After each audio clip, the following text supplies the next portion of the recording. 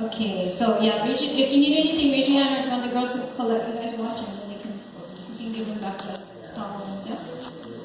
Okay. Alright, so I'm going to grab one more microphone, because we want to be on mic so we can hear you good, yeah? Oh, two more. Thank you, Sherman, for your help tonight. Mahalo. Yes, Sherman Napoleon, yay! Okay. Alright. Okay, so yeah, you guys can finish that, and we're going to start talking story. And do you guys have any dying stories you want to tell that didn't make it into the film? While they're finishing up? Feel free to share. Or if anyone has a dying question that they just have to get out right now. Keeping them occupied. Well, I don't know.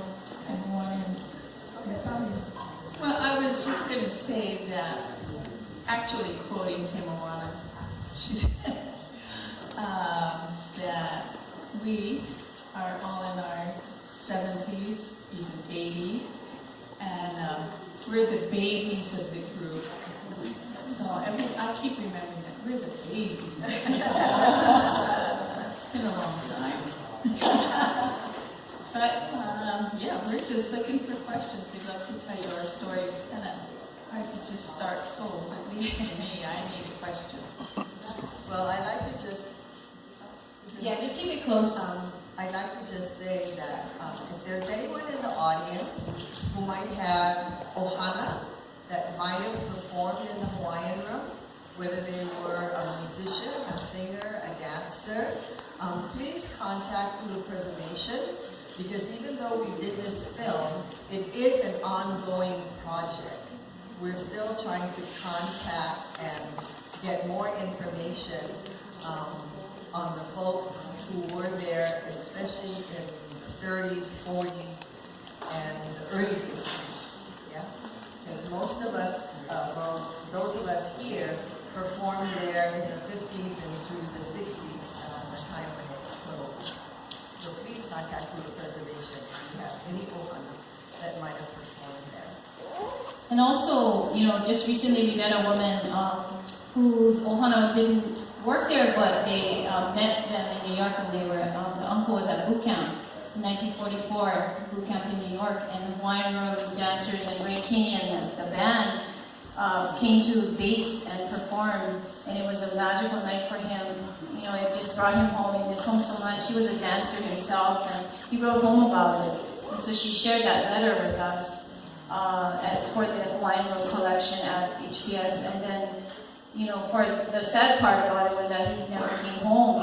He actually died in Europe just 3 months later. And so just the feeling you could get from that letter was just brought us to tears. So, that kind of stuff, it just keeps happening. Wherever we go, we're still meeting people, hearing stories, and the stories live on, which is beautiful. So.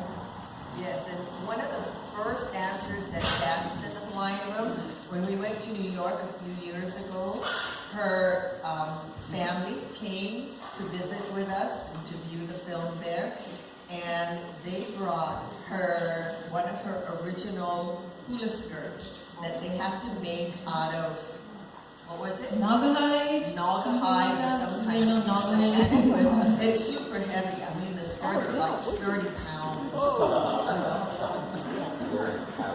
Yes. You have to work harder, that's good. Okay, questions? You guys are almost probably serious? Yes. Okay, I'm going to come this way. Hang on. Everybody can hear your question. How did the music evolve over the time that you were dancing, from the 30s Hapa Haole to whatever you were listening to in the 50s and 60s? Well, actually, the Hawaiian Room was primarily a Hapa Haole. We did a lot of Hapa Haole type songs.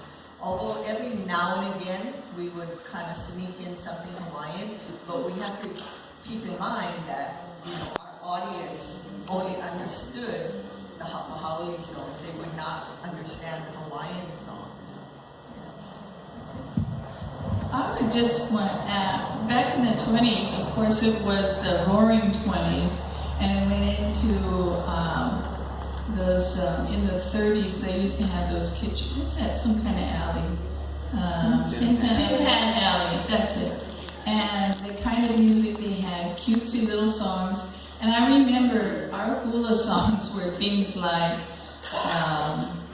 Lola, O'Brien, the Irish, Hawaiian, and other little cute tunes like that. And those became part of the repertoire in those years. And then from the 30s into the big band, which was really what the room was about at the time, was big piece, many-piece orchestra, and that developed into a show because Ray Kinney from here was a band leader, was a conductor. So he was able to carry this kind of show, and he came back home, got dancers, and that's how it started. And then into those war years, and then rock and roll, cha-cha-cha. It was all there. And we did all of that. Keola Beamer, I might say, this is not young Keola now. This is Uncle Keola, who was Auntie Nona Beamer's brother, was our choreographer in the 60s. And he was marvelous. We did, I remember, I want to go back to my little grass shack, cha-cha-cha. Cha-cha-cha. We have to incorporate those type of things into our hula. Another question? Questions? You're so shy. Be shy. Coming. I'm amazed you kept your group going so long, and I think that's wonderful. I wanted to ask, how did you keep yourselves together when you got back from New York, when you weren't performing anymore? Okay. One of the dancers, the gal that did the very last segment in the Hawaiian Room, her dad is actually from Hawaii, but she was actually born and raised in New York City. But Io had become a school teacher after being a dancer, and she had retired. And so I decided, gee, wouldn't it be wonderful to try and contact as many of the people who were still about and have this brand new owl. And so I called Leo, and I said, can I buy your house? I want to have this new owl, because she has a home in Kaneohe that has wonderful grounds and a wonderful yard. And so that's kind of how we started, about maybe almost 20 years ago. But just a few years prior to that, in fact, she was the first dancer in the Hawaiian Room. Her name was Mamo Holt, and Mamo was still alive. And so we thought, gee, it'd be kind of nice to, sort of have a little get-together. So a bunch of us back then got, I think it was 79, and I think at the Y downtown. And so we, at that time, first had a little get-together and had Auntie Mamo come in. And like I said, when the room first opened, they didn't really have a dancer. It was just primarily a band.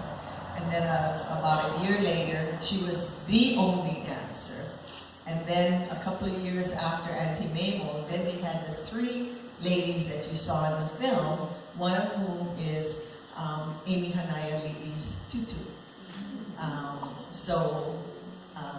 That's kind of how we first started to get together. And then, like I said, when Io, the one in the film, was going to come home, we thought, gee, great, And ever since then, we've just, every year, we're having a get-together at Leo's house.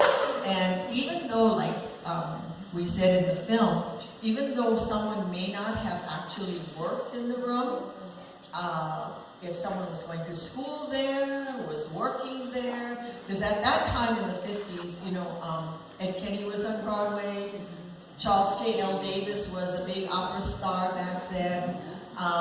So we just all sort of came together and became a big New York ohana.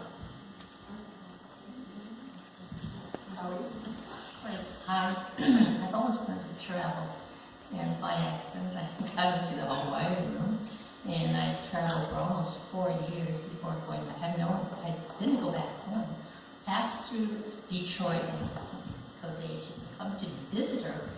And I said, well, I was very condescending. I said, what's in Detroit, you know?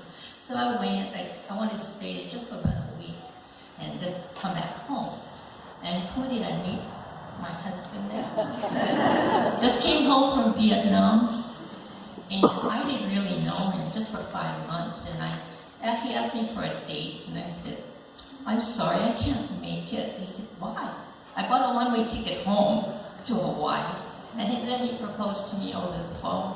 And then we got married. We've been married for 50 years. And I might say, your husband, even though he might have been born there, has a lot of connections. Yes.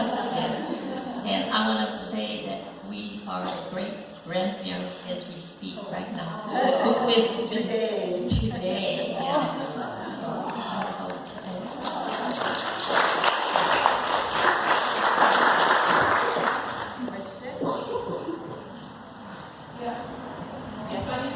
Did you find yourself changed after being in New York? Was it difficult to make that transition to come home now and everybody expected you to be the same person and here you've been in New York for a while, all glammed up and had, I'm sure, quite the experience. So did you find it transition? I'll go the other way first. Okay. When I first went to New York, I had to learn to stop saying yes sir and yes ma'am. Because when we're little kids, even though I kind of grew up in Molokai, you still have to be courteous. Yes sir, yes ma'am, pay attention. And the first thing everybody started telling me was, you have to stop doing that. And I said, why? Well, you just don't do that here. You just smile or, say yes or no or whatever, but that was one of the things. And then when I did come home, like Coco said in the film, I had to learn to slow down because I found I was walking really fast and taking off, and I had to mentally actually say to myself, what are you doing? Slow down. You're not in New York anymore. You're at home. Relax. Take it easy. So that was kind of the transition with me. Any more questions? I'd like to, not bragging, I'd like to share my background. I live in Kapahulu. I was born there and I still live there on Esther Street. I mean, we're very fortunate as Hawaiian people. And my first field, getting into the entertainment world, I was a Samoan dancer with the Siva Siva, the Lapa Lapa, because my sister-in-law was Hawaii's first woman knife dancer. I was 14 years old at that time. So we would dance at one of the companies here in Honolulu. We were like only 14 years old, and when the liquor commissioners would come in, we'd have to run upstairs and hide. Yeah, because you're not supposed to be there. But in my world of hula, first of all, I love it. It comes from here, from the out, up to here. So I plan to dance for a long time.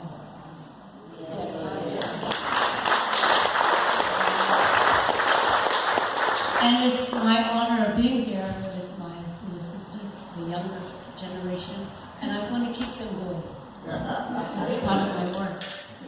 When I first came to Molokai with my sister and Auntie Rose, Pauline Kekuhuna, Auntie Vicky E. Rodriguez, Auntie Nora Santos, where they're not here anymore. We used to do shows at Kalau Papa. We fly on to see airplane. And on my airplane, I had one of the aunties that lived here in the island. So we would do our show there, and we felt so good. We didn't understand what was going on in Kalapapa, what kind of disease it was. But it was an honor to be there. When the musicians started playing, we didn't hear any voices, but we heard their instrument. Because when they brought the patients out of the room, some of them could no longer see us. And so our musicians was crying. But as a dancer, you keep paying attention to the music. You keep dancing like they were singing anyway. So we just sang to ourselves. So that was my first time here, and that's about 60 years ago. So to have come back into my room, it's an honor for me. So, I guess I'm 82. I dance with Sonny Ching Halao Namango Opu'anu. I've been with him for 25 years. My first teacher was Ken Gerard, the heir to the Cherry Chocolates. And, when we met him, it was just awesome. This Caucasian man teaching us Hawaiian women. But he first went to learn from a lot of higher ups that's no longer here anymore. So I appreciated his time with him. And he passed at the age of 93. So I volunteer also at the Elks Lodge 616. I'm sure some of you are Elks members. And when I get through my volunteer, I drive right up to his house and I sit with him for about an hour and we talk story. And so again, I'm the oldest in my kupuna class. I'm happy to have younger women, that's 57, 56. I have a niece here that worked with another halal, Konani Dirego, and she finally jumped on board. So we feel so good. Her grandma and my mother were sisters, the Kainimoko family. So I would, tell people, after you finish raising your children, they're all in college, went to school, it's your turn to enjoy life. So for me, I just want to keep dancing, keep smiling, be happy, and be kind to everyone. That's my goal. Mahalo Yahweh. You're doing great. And we can keep dancing long time, Yana Tukawila. Don't stop dancing. That's right. That's the spirit, that and the mind. Yeah, that's true. And anybody has any kind of ailment, believe it or not, hula is the best thing you can do. Even in my situation now, I can't really stand up and hula, but I still teach a cancer hula program for the John Burns Medical School in Honolulu. I've been doing it for 4 years. Actually, my Auntie Leilani was supposed to have done it, but unfortunately, she passed, and then a few months later, they asked me if I would do it. So it's been for 4 years now, and like I said, even though I can't actually stand up, we can still give them the gas, yeah?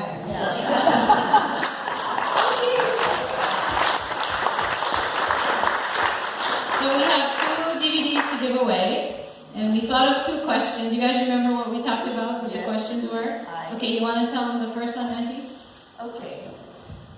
You gotta raise your hand with the answer real fast if you know. Who might know the year that the Hawaiian Room opened? Yes, back there. 1937. Aye, 1937.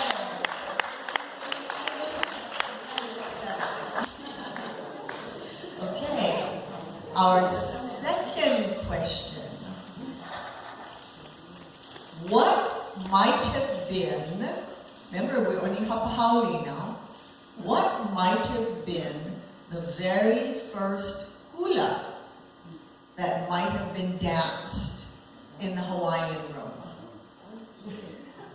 The very first Hapahauli hula that might have been danced in the Hawaiian Room. No, not the hands.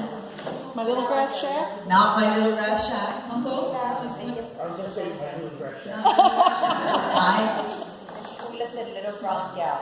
Not Little Brown Gal. Huki Lao. no, no, On the beach at Waikiki. no. What? Ginger, no. No, my yellow ginger lake, no. Yes.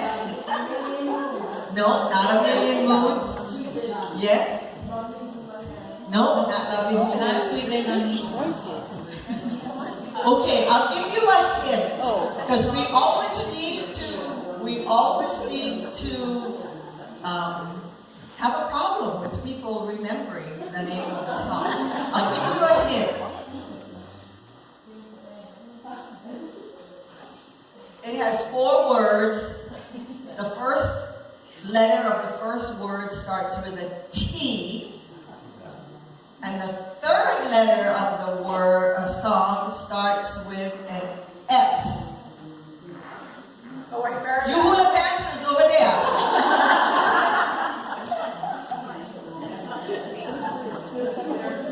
Yes, back there.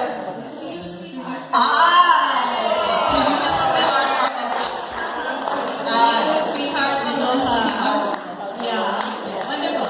So, yes, that is the reason why we have used that song as kind of like our theme song, because that was the very first hula that Auntie Minoho danced in the Hawaiian Room. And imagine 1937 to use Sweetheart. Yeah, so, I beg your pardon? In just a bit. right now. We're going to actually transition into our hula now. So each of them is going to share our favorite Hapa Haole song. And so we're going